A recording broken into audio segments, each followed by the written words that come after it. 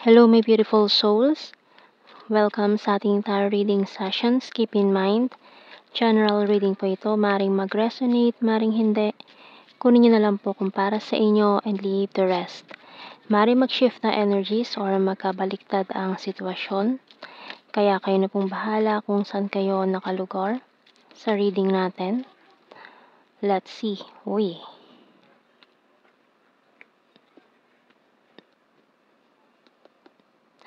Ten of Pentacles. It's a good start.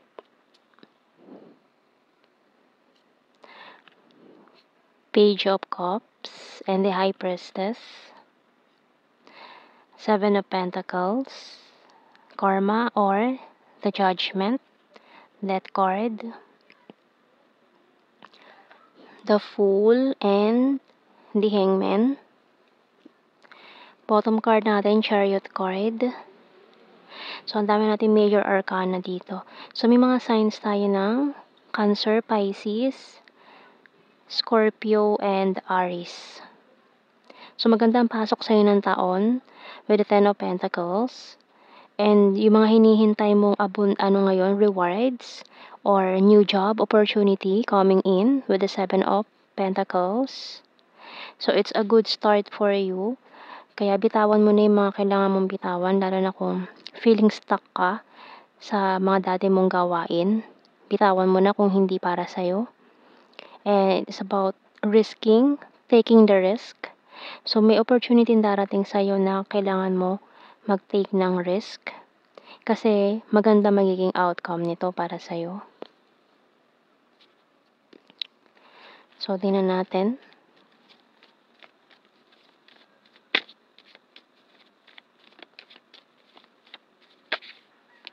So, mag-ingat ka lang sa mga taong may energy ng snake. Maaaring linlangin ka ng mga to. Lalo na kung usapin ng pera. Doll, ayan o. Maaaring itong mga magpapanggap na ito na para linlangin ka. So, be careful sa mga taong pagkakatiwalaan mo. We have the teddy bear kahit pa matagal mo nang kakilala. We have here the sunglasses, shovel, and hourglass. Newspaper bottom card natin. Kaya huwag nyo nang hukayin yung mga past experiences nyo na hindi maganda. Lalo na kung matagal kayo na stuck doon. Lalo na sa trabaho na hindi naging fulfilling para sa'yo. Bitawan mo na, lalo na kung na-terminate ka or isa ka sa mga natanggal na sibak in the last year. So, ibig sabihin kasi may maganda pang mas darating sa'yo. Kaya wag kang mawalan ng pag-asa ngayon kasi ibig sabihin may mas maganda pang opportunity na ibibigay sa'yo this time. Okay? So, mag-ingat ka lang dun sa mga taong ito na mapagkunwari. Ayan. Tingnan natin.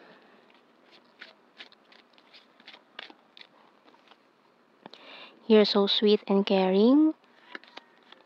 Talking to you telepathically, patiently waiting. Basta, ito lang yung kailangan mong gawin. Hintayin mo lang yung right time for you, no? Wag kang susuong sa isang desisyon na minamadali ka. Kapag minamadali ka, tanggihan mo na agad. Can we talk? Powerful and disciplined. You're so sexy. I want to protect you. You're the fairest of them all.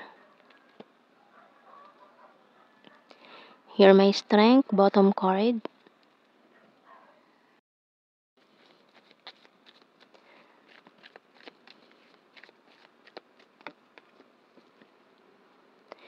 I wish I had treated you better. So, may mga tao din na from the past. Ito yung mga taong to na nanloko na rin sa'yo in the past. Manghihinayang sila kasi hindi ka nila trinato na maayos or inilabas nila yung mga tunay nilang kulay. Yung mga nakita mo yung tunay nilang agenda. So many things remind me of you. We will be together again. I bury myself in work to forget you. I'm afraid to contact you. So maaaring isa sa kanila yung past mo, past person, na hindi nagpakatotoo sa'yo, hindi ka trinato na maayos. I feel you even though we are apart. I'm so attracted to you. Can't stop thinking about you. So wala ka iniisip nitong taong to. Just be careful lang din about this person. Finding out the truth crushed me.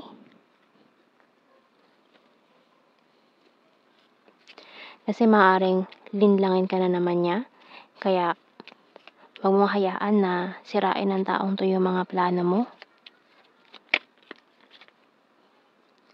Letter Y, E, J, F, X, U, I, L, M.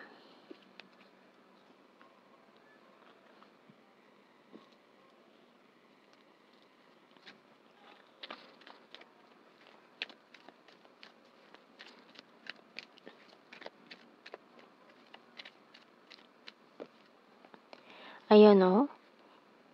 Career Transition by Archangel Chamuel. Your life purpose is triggering a blessed career change. So, maaaring mag-change ka ng career this year. So, maaaring it's a go signal for you kung ano man tong pinaplano mo.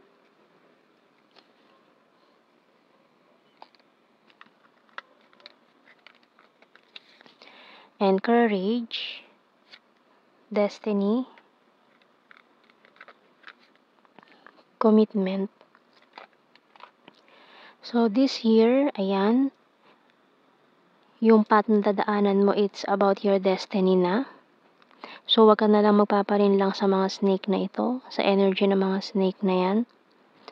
Kasi sila yung hihila sa'yo eh. Sila yung, kumbaga, hihilahin ka na naman nila sa maling daan. Kaya wag ka na magpapadala sa mga to. Ayan, sa mga snake card dull energy na yan. Kaya iwasan mo tong mga to para hindi ka na maligaw ng landas ngayon. Kasi it's about your destiny. Ayan, para hindi ka na maligaw or malito kung saan ka pa pupunta.